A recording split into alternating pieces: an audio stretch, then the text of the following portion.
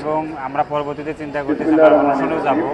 তো প্রথমে আমি বলি যে আমাদের অবস্থান কর্মসূচির বিষয়টা কি। বিষয়টা হচ্ছে শুধু আপনারা না, পুরো বাংলাদেশ এই বিষয়টা জানে যে আমরা একটা আন্দোলন ৩৫ আন্দোলন নিয়ে দীর্ঘ ১২ বছর আন্দোলন করছি।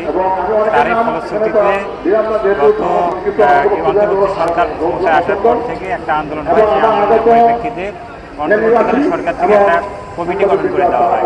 সেই কমিটির প্রেক্ষাপটে যারা এক্সপার্ট তারা বিভিন্ন বহির্বিশ্বের সাথে তাল মিলিয়ে বা বহির্বিশ্বের সকল ডাটা অ্যানালাইসিস করে বাংলাদেশের প্রেক্ষাপট বিবেচনা করে তারা একটা সুপারিশ দিয়ে দেয় সরকারকে। সেই সুপারিশটা হচ্ছে ৩৫ এবং নারীদের ক্ষেত্রে ৩৭। তো সুপারিশটা দেওয়ার পরবর্তীতে অন্তর্বর্তী সরকার সেটি মানে বাস্তবায়ন না করে এটি ৩২ একটা প্রজ্ঞাপন দেয়। আমরা আসলে বুঝতে পারিনি যেটা কাজের জন্য প্রস্তুত করা হয় এবং কি উদ্দেশ্যে আমরা যারা দীর্ঘ ১২ বছর মাঠে আন্দোলন করছি কিংবা আমরা যারা ক্ষতিগ্রস্ত তারা আসলে এই ৩২ দেওয়ার ফলে আমরা একেবারেই কোনো ধরনের সুবিধা পাইনি।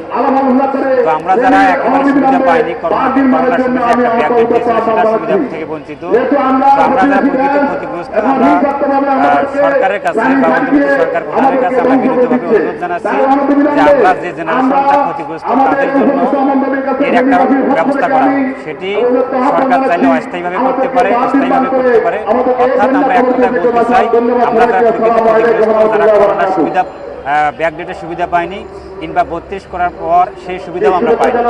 তো আমরা চাচ্ছি যে এমন একটা সমাধান দেখ যারা প্রকৃত ক্ষতিগ্রস্ত তারা এই প্রকৃত ক্ষতিগ্রস্ত তারা কিছুটা হলেও তারা এই ক্ষতিটা কাটিয়ে উঠতে পারে।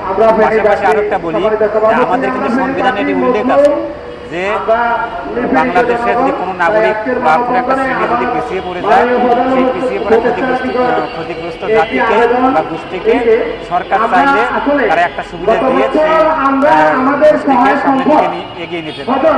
তারই পরিপ্রেক্ষিতে আমরা আসলে আবেদন করতেছি। ইভেন আমাদের দাবি হচ্ছে একটাই যে আমরা যে কোনো আবেদন চাই এবং সেটি বাস্তবায়ন যতক্ষণ পর্যন্ত না হবে ততক্ষণ পর্যন্ত আমাদের অবস্থান কর্মসূচি চলবে। পাশাপাশি পরবর্তীতে আমরা গণ অনশনে যাওয়ার জন্য আমরা প্রস্তুতি নিচ্ছি।